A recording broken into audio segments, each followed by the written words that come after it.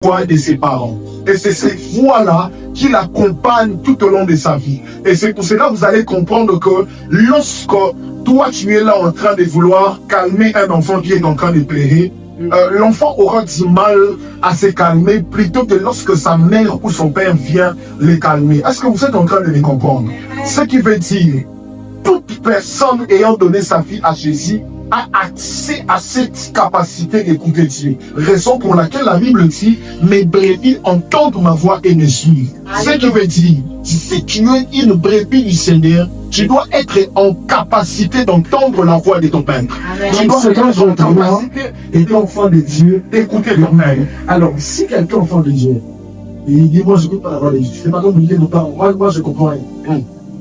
Si quelqu'un est enfant de Dieu, mais il y a mal, d'écouter la voix de Dieu. Cette personne-là, je dois lui dire de développer son intimité avec Dieu. Parce que très souvent, ce qui empêche à une personne de ne pas écouter Dieu, ce n'est pas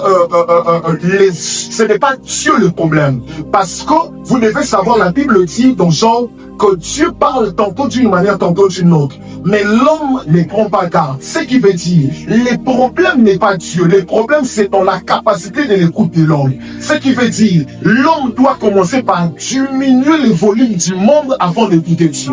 Ce qui veut dire, le problème de beaucoup des enfants de Dieu, le volume du monde est tellement élevé qu'on a la capacité de ne pas écouter Dieu. Et ce qui veut dire, on doit d'abord commencer par réduire le volume du monde. La clé indispensable pour écouter Dieu étant enfant de Dieu, c'est d'abord de commencer à réduire le volume du monde. Mais quand tu as l'impression d'une femme avec toi qui est prophète, parce que là, ça s'ouvre des ordres compliqués.